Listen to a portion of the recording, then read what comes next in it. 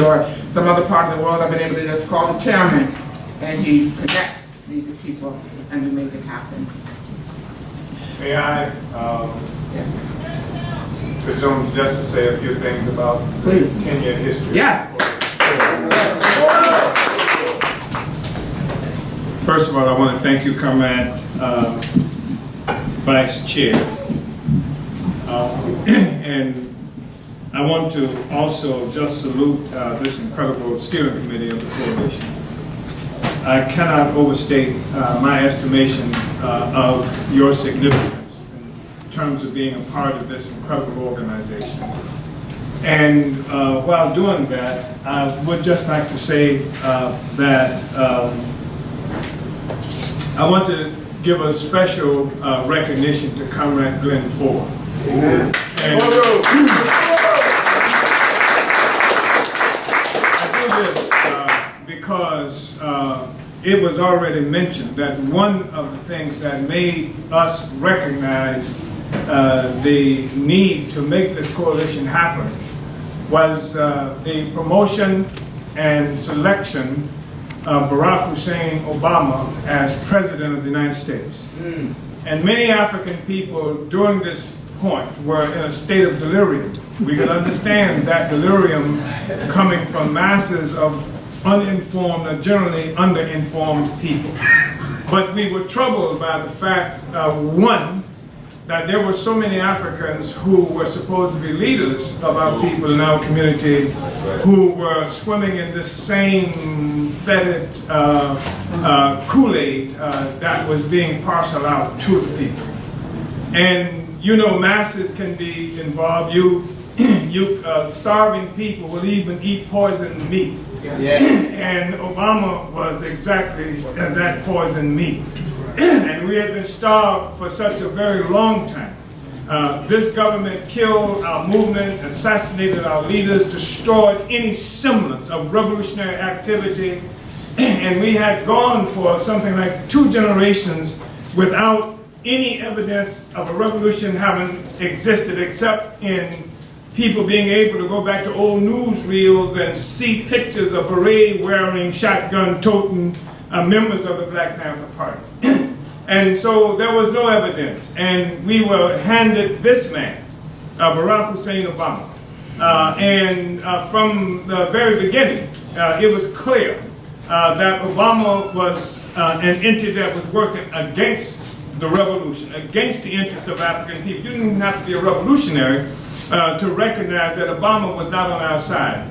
And so during this period, Glenn Ford was one of those who were out on the forefront. And I truly recognize that significance of battling the notion that Obama represents some kind of salvation and something that was serving the interests of black people. And he was one of the people that we could get in touch with because he made that evident, his opposition to this perception, this notion of who Obama was.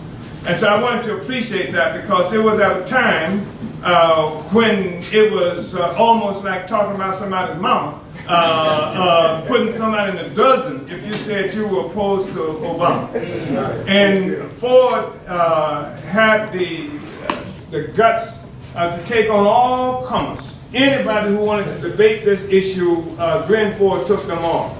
And I really appreciate that and appreciated his willingness to be out on the front of this question. And so I just wanted to say that I think that was important and it made it easier for us to pull together the coalition. And we pulled this coalition together on September 12th.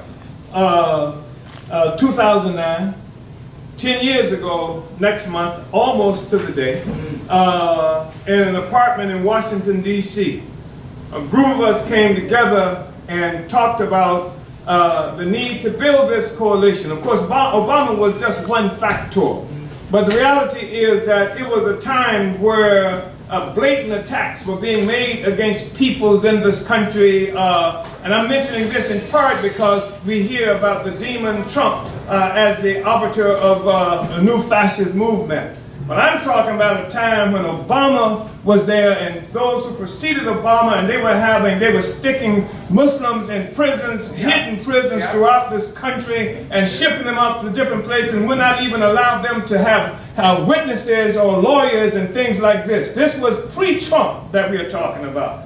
And so we were concerned about that. We were concerned about a so-called white left, a so-called white anti-war, so-called white peace movement that could never see war unless it appeared to be something that might threaten the security of the United States, which meant them, etc. They couldn't see the war that was made in the 5th Ward in Houston, Texas. They couldn't see the war that was happening on a daily basis at the border before they talked about a wall. And even as they talk about the wall, they don't get to the essence of the question today. We're talking about people who couldn't recognize what was happening in Philippines. Now, what was happening to other oppressed peoples around the world who would be willing to face a tank to keep it from taking munitions or what have you to some far off places, but wouldn't stop a police car from coming into Ferguson, Missouri. That was a white left that we were dealing with, and we found that appalling and unacceptable, and so we had to intervene in this and redefine what peace was, what war is, right? And so we felt like the coalition was necessary. As those are some of the factors that informed our recognition of the need to have this coalition come together.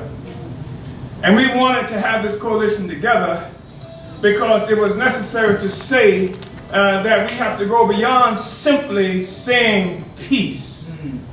Because we recognize that every reactionary, if Trump wants peace, Obama wanted peace, but they want peace on the plantation. They want imperialist peace. And we had to say that you cannot talk about peace without saying unity with the oppressed, solidarity with those who engage in struggle against imperialism. And so peace can only come with the defeat of imperialism, with the defeat of colonialism, with the defeat of Zionism, with the defeat of all of those things that are killing us in the streets of this country and around the world. That was the peace that we demanded be recognized, and that was part of the basis for pulling this coalition together. So that happened. September 12th, we came together. And I think it's worth mentioning that the last name of this coalition 10 years ago is what? Reparations. So some people just discovered reparations, but the last name of this coalition 10 years ago was reparations, and that was on purpose that we said reparations. Because this issue of what was happening to African people is critical. You can't say, on the one hand, that you reach some kind of post-racial situation without dealing with this issue of reparations. And so we keep reparations in your face all the time. And this was part of what it was about. And the first fundraiser on the steering committee of the coalition was Sister Dorothy Lewis, Queen Mother Dorothy Lewis, who was one of the first people in this country, one of the earliest people in this country to advance the struggle for reparations. And Dorothy Lewis agreed to be the fundraiser despite the fact that she supported Obama. But she was opposed to what Obama was doing and what the Democratic Party and all those others who were doing. This coalition opened the door and allowed those people who stood in opposition to what was happening to us and oppressed peoples around the world to come on into this door. And a lot of people came into the coalition. Remember this brother who was the second vice president of the NAACP. I think that was in the state of, was that Illinois? Illinois, was it Illinois? Where was it? It was North Carolina. North Carolina, who said, I'm an Obama supporter. He said that. But I agree with the principles that you stand for, and he tried to come into the coalition. He joined the coalition, and the moment it was made known that he was a preacher, the moment it was made known that he was in the coalition, every reactionary in North Carolina jumped on him and attacked him and pushed him and threatened the NAACP, etc. So he retreated. There were other people who came in because of terror. Because the United States government was terrorizing people throughout this country, Muslims and what have you. They joined right away because they were looking for some way to fight against what they were doing. This coalition was here.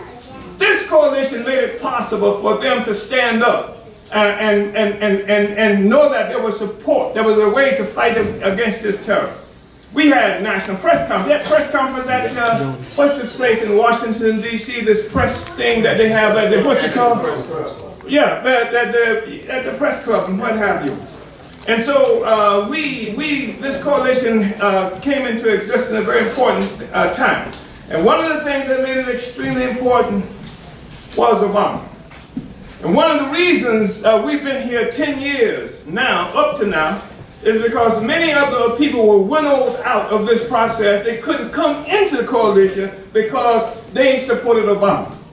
And that's one of the reasons we haven't had war throughout this whole process, because the Obamites, right, people who profess to be leaders, in many instances, could not come into the coalition because of Obama. There are people who I call personally, people who I've known since the 1960s, so-called revolutionaries, black nationalists, communists, and the rest of them. And one brother I called, he kept me on the phone for 3 hours. I still don't know what the hell he said. I'm serious. I mean, this was the most double talking person, but what it boiled down to was he was not about to join us because he was with Obama. And he said, if you don't vote for Obama, and if you vote at this time, there's his sister, what was the sister's name who was running for the Green Party? Cynthia McKinney said to people voting for McKinney that you're opening the door to fascism, he said. Man, because this is like Germany in the 1930s. And I'm trying to have to remind him that the fascist threat that they talk about tried to present itself here.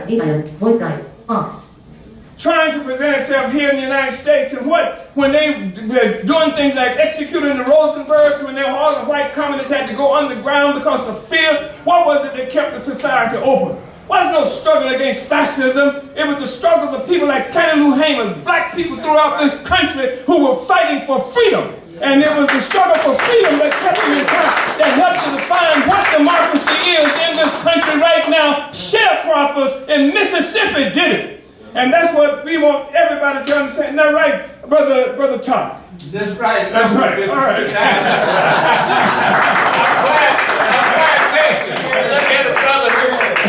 You see the brother who was born on the plantation. Right. There you go. And proud. Yeah. And so this was an incredible movement in the time where people were trembling and talking about you had to vote for Barack Hussein Obama, or we were going to slide into fascism.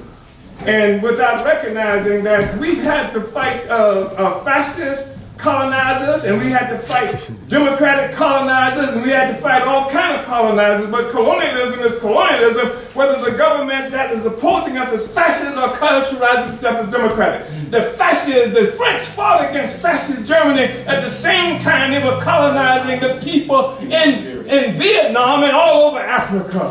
Understand? Right. So we were fighting this struggle against colonialism, and this is part of what this magnificent coalition came into. It was an incredibly important moment, the birth of this coalition, the rebirth to build a revolutionary movement, and the fact that many of those people who were Obamites couldn't come in helped us. That's one of the reasons we're here today. One other brother I called out in New York. This brother cussed me out. I just said, look, man, I just want you to join the coalition. I never been cussed out like this before. I've been before some really expert cusser-outers, but this brother here was better than most of them, right?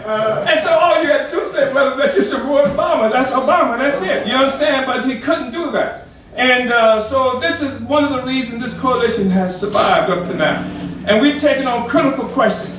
Not just the questions that the white left typically consider. Remember, we had a national conference on the other wars. The other wars. Not just the one that might send some white kid to some place in the Middle East, but all these other wars. All the struggles that's happening against all the oppressed peoples around the world. We had an International Day of Action so that the coalition sponsored activities that happen throughout the world and in this country as well.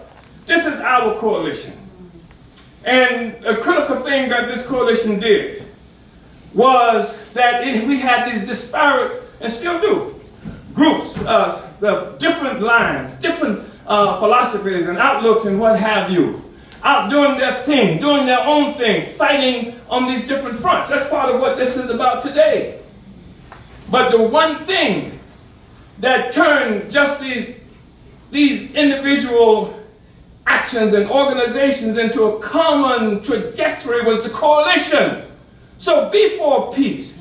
Be against police violence. Be all of those other things. But the thing that gives us a common trajectory is the coalition. So you now not just out there on that question by yourself. The coalition takes on your question. You take on the questions of the other forces in the coalition. And all of us have the ability to take on a national black political agenda for self-determination that did not exist before. Didn't exist before.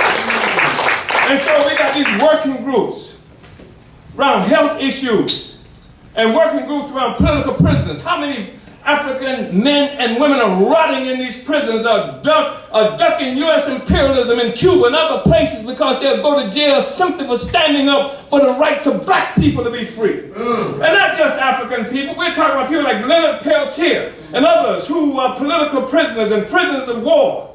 And if we don't take on this struggle, not only do we stand to lose other people who might ordinarily come into the revolutionary movement, because who wants to come into a movement that will allow their soldiers and their families to suffer as a consequence of people who stood up going to prison?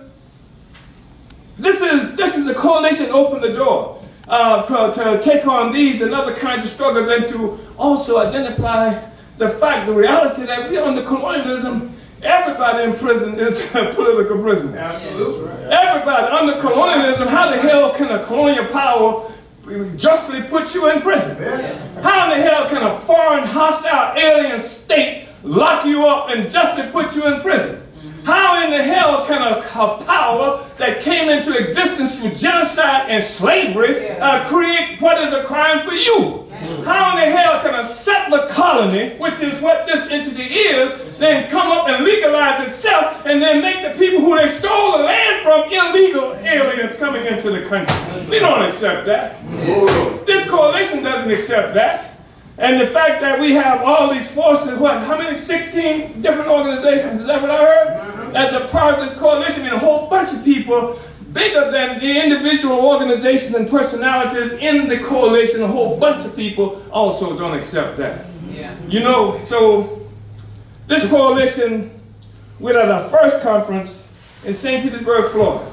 The first thing is that in September 12th, we pulled a coalition together. September. 2 months later, a little less than 2 months later, we had the first national march against the Obama regime. We're the first organization that did that.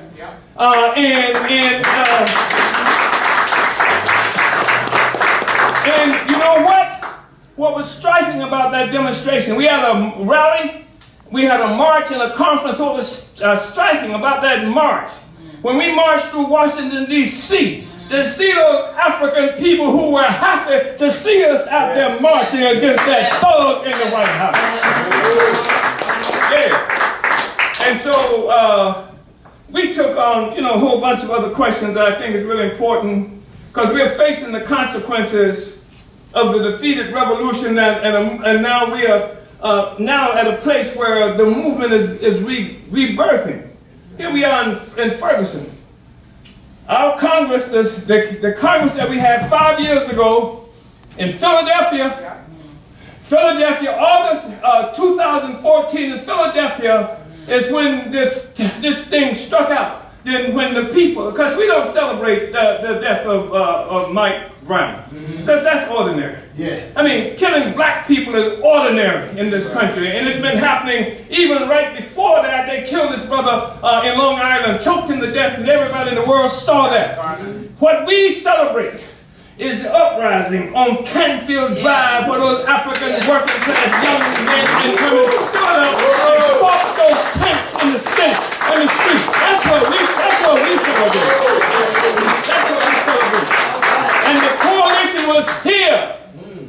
The coalition was here on Canfield Drive and participated in building that movement, which is the reason the African People's Socialist Party is located right here today. We're in this building. So this coalition, when we had our first conference, in 2010. Would that have been 2010? In St. Petersburg, Florida. And it was, I think, February, because I think in January, the earthquake happened in Haiti. And this coalition had decided to send forces into Miami. This large African population from Haiti lived and struggled. And they had these concentration camps in Miami where they were locking up Africans who were washing ashore on the beaches in Miami. This coalition organized, went into Miami, had the demonstration in support of our people in Haiti, demanding reparations to the African people in Haiti from everything that was stolen. Because you know, this government went and invaded Haiti and stole every penny that was in the treasury, took every penny away from them, and then starved them to death, and then helped to impose at a certain juncture a quarantine. The first quarantine, economic quarantine placed on a government in the Western Hemisphere was what they did to Haiti after our revolution. So we went in and organized and had that demonstration and demanded reparations to our people as a consequence. This is the coalition. Yeah. This is the coalition that had right here. Some of us were particularly made nauseous by this retro civil rights type demand. It wasn't a demand, it was a whining recognition that Black Lives Matter. You know, so that this is the statement now, Black Lives Matter. No stuff. Almost said it. And it was this coalition that said black community control of police. Yeah. That has to be the demand. Yes. Black community control of the police, because Black Lives Matter doesn't tell you a damn thing. Yeah, that's right. And it's almost a statement of surrender. Yeah. And so we said black community control of the police. This coalition did that. And we had a national black community conference on national black community on community control of the police right here in Ferguson. We did that. That's a part of the history of this coalition. And it's a magnificent history, and I just touched on hardly anything because I'm just loquacious. Is that the word, Glenn? I barely touched on so much of the struggles that this coalition has taken on. But I'm proud as hell of it because it did open the door, and it gave us the ability to allow a lot of people in. I remember the first time I met Brother Colley in Washington, D.C., came to a coalition event. And he said, well, do you have to be such and such to be in the coalition? No, here are the principles. That's all you got to do. Unite with these principles. We can all be in the same organization. And that's the way we've been able to roll. And that's why we're still here. Yes. And Timber is going to do a self-criticism sometime before this process is over. I think about, oh no, he's going to do a self-criticism. He's going to do a video.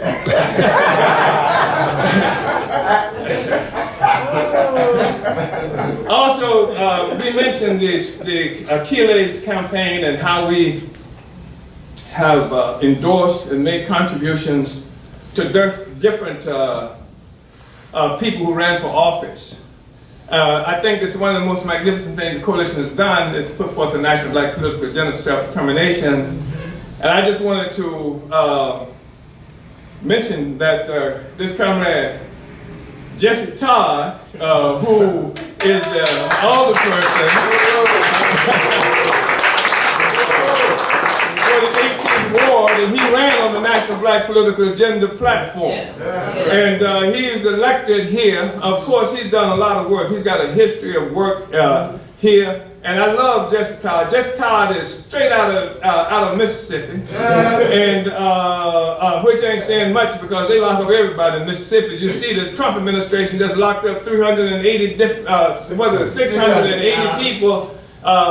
You know, but Jesse came here, couldn't read, and what have you, and wasn't supposed to have a future. And I love him because he represents the essence of the capacity of the African working class. You understand?